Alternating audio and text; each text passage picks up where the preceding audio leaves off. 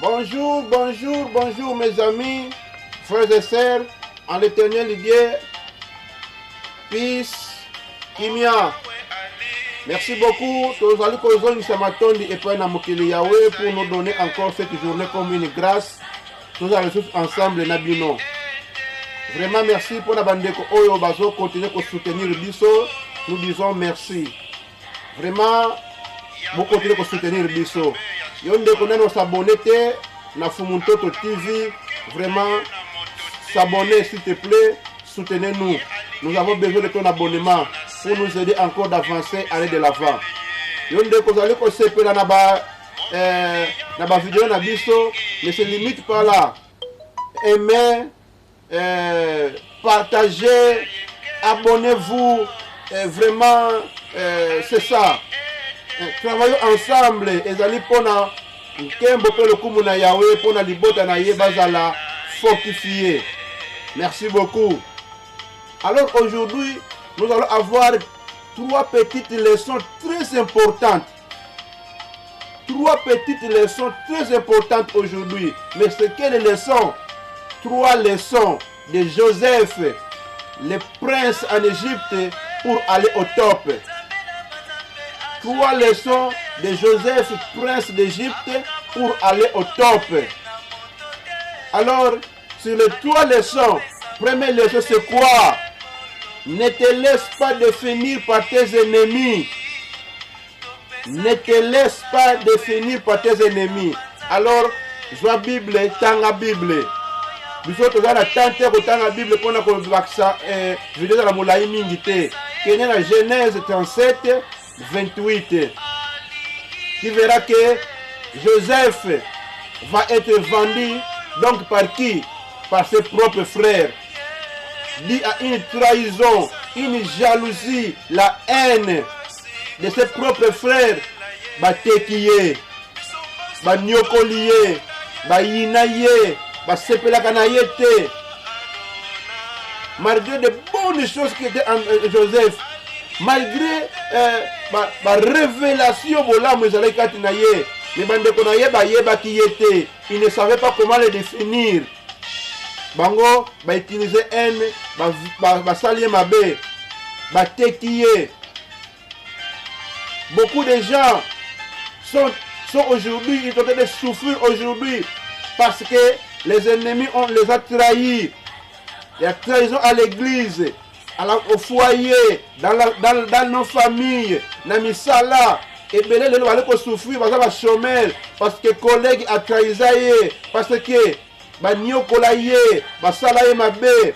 Surtout qu'il y a la prison, on va les trouver beaucoup de gens qui sont injustement condamnés. Ils sont là, ils vont souffrir. Batma yibaka, batma bomaka, batma zoka mbongo wana, bazali banda, bazo sepela. Mais il est innocent, il est là.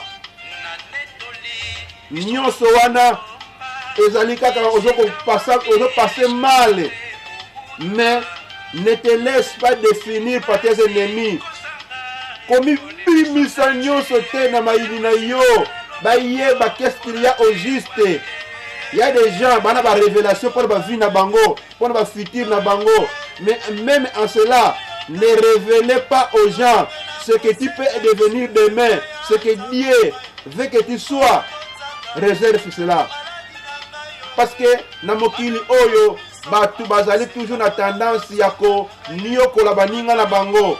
Balingite baninga na bango bakende liboso, balingite baninga na bango bazwa, balingite baninga na bango bazala malamu. Imaginez que mutu te ayebi yo kozala nani lobi, ayebi yango te, mais alingaka yo te. Alingaka yo te zonyokola yo. Bon soki ayebi que yo nde kozala directeur accompagné na bango après 5 ans, mais akoboma yo. Il va te tuer. Ce qu'il y a que non, vraiment, yo okelo kobala mobali moko ya mbongo. Après une année, après 3 mois, ako ina yo, ako salo mabe. Alors, réserve-toi que tes ennemis ne te définissent pas. Bomba yango, te simba yango. Tout ce que tu peux en dire, c'est normal. Joseph était batekiye. Après se retrouver esclave, nabanani, bandeko na ye propre. Ça peut toujours arriver. soki bandeko bateki ndeko na bango bongo mutu mosusu po ateka yo eza makambo ya mokili, c'est tout à fait normal, mais ne te définis pas à tes ennemis. Toleki na deuxième point zobi nini, deuxième leçon na biso ya mokolo malelo, cherche la faveur de Dieu plus que toute chose. Ndeko na ngai, cherche la faveur de Dieu, Adonai, oyo tobengi Adonai, plus que toute chose. Koluka faveur ya mutu te, po mutu wana akoniokola yo. Mutu wana yo ndeko mwasi oluki faveur na mutu moko boye apesa yo musala onini boye akobalola makambo akopesa yo baproposition moko boye oyo kutu kolinga te, mais tu seras obligé parce qu'il y a peut-être la faveur. Alors nous voyons là-bas que Joseph, entre les mains de son maître Potiphar en Égypte, qu'il a acheté comme esclave. Mais qu'est-ce que nous voyons? La maison de Potiphar et bandaki ko prospérer. Toutes choses biloko nyonso ya Potiphar bandeko na ngai et komaki ko pambwama. Donc tanga bien Genèse 39 1 à 3, tanga yango toza na tante ko tanga pona temps. Alors Joseph est un synonyme malgré azaki na kati ya pasi na bowumbu batekiye, mais il y avait en lui la prospérité, il y avait la bénédiction, il y avait la main de Dieu, ce qui a fait que nyonso ya simbaki bandeko na ngai etombwamaki. La maison de Potiphar son maître et qui prospérité, l'abondance et yaki.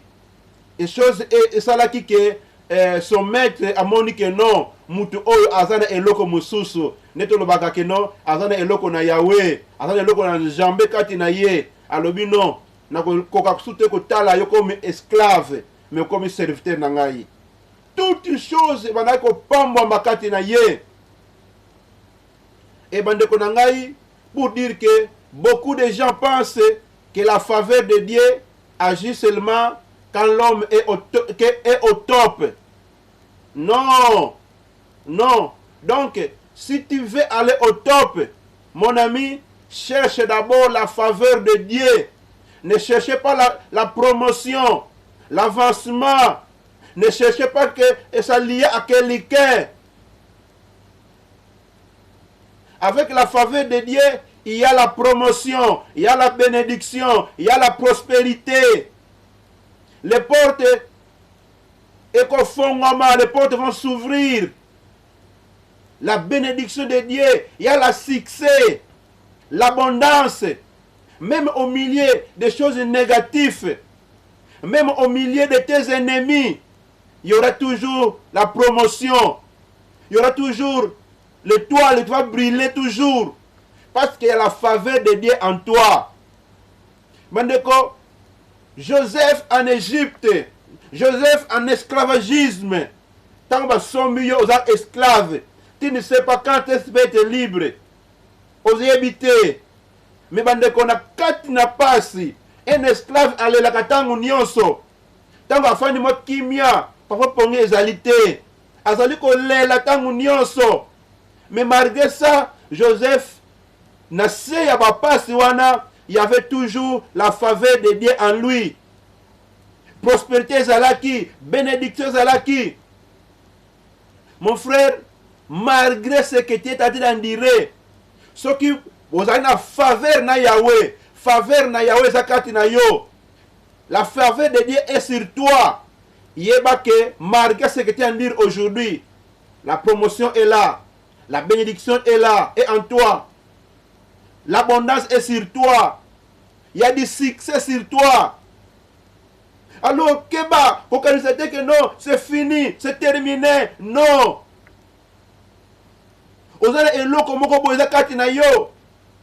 Combien de fois tout le monde a battu, Alingi Moussala Wanate, Alingi, il n'aime pas le travail qu'il fait. Mais, Moussala Wana, il repère ça y est, à son matin. Il travaille quelque part, il n'aime pas cela. Mais il y a des promotions qui sont en train de venir. Parce que la faveur de Dieu est sur toi, est sur lui. est sur lui, mes amis. La faveur de Dieu est sur lui. Il y aura toujours des bénédictions, la prospérité, la promotion. Sache-le que quand il y a la faveur de Dieu, quelles que soient les difficultés que tu endures, il y a la bénédiction, la réussite, l'espoir en toi.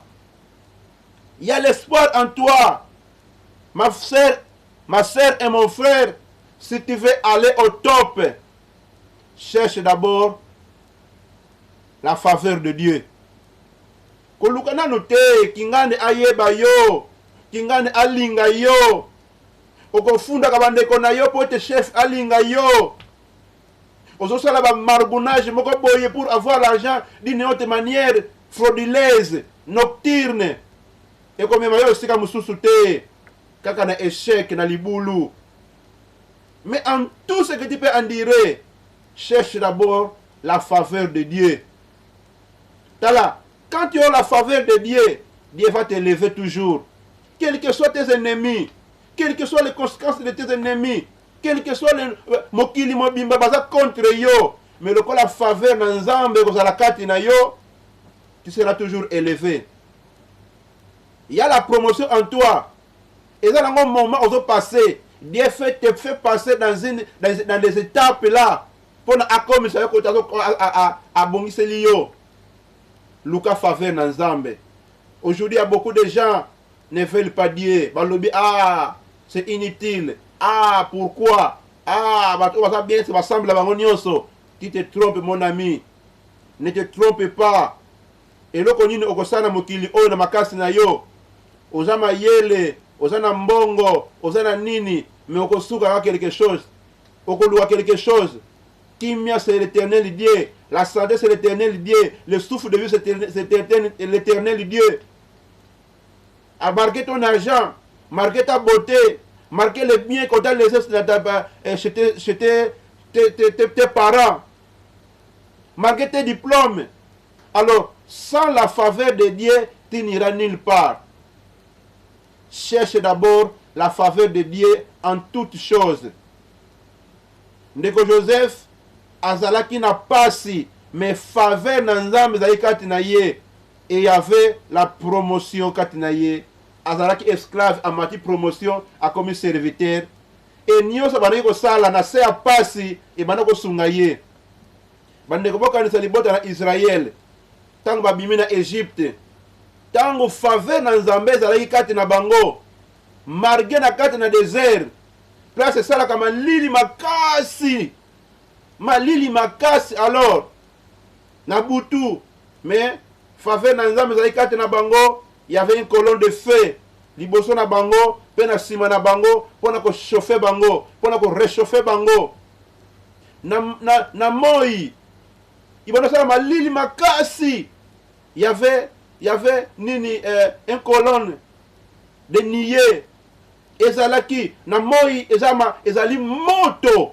Parce que dans le désert, il fait tellement chaud que on peut supporter dans le désert. Maï passi, chaleur makasi. Alors, faveur na Yahweh, zaikati na bango, il y avait un colonne de nier.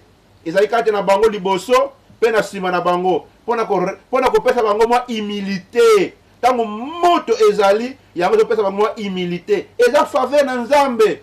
Na difficulté oza na yango, mezo lia, o defakate. On a des difficultés. Tu ne travailles pas. Mais pas on a batanga. Si bitima l'homme surtout que si ba classe. Mais pas comprendre comme on vit nini. C'est la faveur de Dieu. On a des libota moko très pauvres. Personne ne peut compter votre famille. Mais si bitima tu te retrouves, tu es aux États-Unis, tu es au Canada, tu es en France, tu es en Australie, tu es quelque part. Et ça na ba famille mususu. Baza kutu, baza beni, bakuta mbongo, bakoli malamu. Mais babalaka te, si bitima yo kuto nyokoma, okola na mboka, na ba condition difficile. Ye lelo wana okoma mwasi na libala. Pete na mosapi, okoma femme de valeur. C'est la faveur de Dieu. Simba faveur na Nzambe. yo za na faveur na Yahweh te, luka faveur na Nzambe. Yango nde kosala ete ke makambo na yo emema yo na top. Alors, pour la troisième leçon na biso, ezali ete ke ne vis pas à l'attitude de ta réalité actuelle. Ne vis pas à l'attitude de ta réalité actuelle. Et ça, c'est parce que Azana mbongo te, asalaka te, Aza malade, tout est difficile panaye. Mbalamboko amikoti si na réalité à vie wana ya passe na yango et à lobby c'est fini pour lui. Ndeko na ngai tanga Genèse 39, Genèse 41 39 à 40. Voilà mieux commenter la 41. Genèse 41 39 à 40. Tu peux avancer un peu aussi 41. Ici, on voit Joseph quitte le désert, quitte les souffrances, parce que Ngolo est pesame lié par Mukonji, Pharaon. Tango a limbo libandoto ya Pharaon. Pharaon jokane alobaki déjà, oyo akoye ba makambo oyo. Oyo akosunga ngai ete motema na ngai na kimia. En tout cas, il sera mon fils. Akokoma après ngai ye. Joseph qui était en prison, emprisonné, ba funda kiye, d'abord bandeko na ye, ba tekiye, ba nyokoliye, akomi esclave. Na esclave wana anyoko mina ndako Potifar, ba fundiye injustement. Ba betiye, ba ke ba bouaké na prison injustement. On l'a oublié. Oublié totalement qui pa kutu dossier na aza kutu na dossier te. Mais un jour, à se retrouver dans la maison royale pour aller régner, pour aller gouverner. À part lui, à part les rois, c'était lui. Ici, on voit Joseph quitte le désert qui était la prison pour lui, pour aller vivre au palais royal, ou pour aller diriger et sauver, voire même ses propres frères qui l'ont vendu. Donc, ne vis pas à l'attitude de ta réalité actuelle. Comme il peut sa réalité à passe aux anayango le loté. C'est-à-dire, quand il était dans la prison, quand il était faussement accusé, quand il était vendu par ses frères, il était seul, oublié. C'était la réalité de sa vie. En tant qu'il n'a pas si, c'est ça, c'était la réalité de sa vie. Mais à mi pesa qui n'a yangote, à mi pesa qui n'a réalité à pas sur il avait toujours l'espoir, il voyait le top. Joseph voyait le top. Avec tout ce qu'il a rêvé, il a eu comme des rêves, des visions. Un jour, l'Éternel Dieu ne le laissera pas. L'Éternel Dieu un jour le sauvera, l'aidera toujours. Mon frère, malgré tu souffres, malgré tu es dans la difficulté, mais il y a des promesses de Dieu. Mokel atika toujours oyayete. Atako passe nyoko yako sunga toujours. Ya lobby à ceux qui me cherchent, à ceux qui font ma volonté. Bisika nyoso bakoniata ko pesa me la bango. Bakozala mitu kasi mikila te. Bakozala bato liboso kasi asuka te. Mais mon frère, oye ba réalité wana. Mais malgré ozoko mi pesa ba réalité ozoko mona yango. Non, vois toujours au top. Aujourd'hui, tu manques du travail. Aujourd'hui, tu manques l'argent pour se marier. Aujourd'hui, tu manques l'enfant. Aujourd'hui, tu manques je ne sais pas quoi. Mais ne te laisse pas dans ces réalités actuelles aux Yango. Et toujours une vision au top. Et toujours une vision au top. Et c'est ça qui a fait Joseph.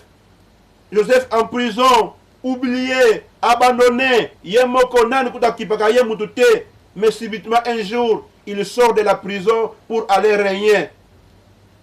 pour aller régner, mon frère, pour aller gouverner, pour devenir la deuxième personne dans un pays comme l'Égypte à ce moment-là. Mon frère, ne te laisse pas, ne sois pas à l'altitude de ta réalité actuelle. Il y a quelque chose de bon pour toi. Suite aux réalités que tu as, suite aux réalités que tu as, beaucoup de gens vont se rebeller. Beaucoup de gens vont créer makambo ya mabe suite à réalité vont vivre na yango. Vont bomana, ko yinana, ko kabwana, ko yiba peut-être moyen à vivre parce que sans asala nengwana akopesa azwailoko kolesa bana te. Yada batu kutu basuye banzoto na bango likolo ya réalité o actuelle sana yango. Mais soki na sali boye te bana bakovia ndenge nini? Mon frère ozo bebisa oya yo. Dieu a réservé o mata okende na top mais ozo kata nzela yo moko, okanga ba porte yo moko. Okanga ba porte yo moko. Joseph vivait comme s'il était déjà au top. Et un jour, ça a été réalisé pour lui. Que cela soit aussi pour toi et pour moi, mon frère et ma sœur.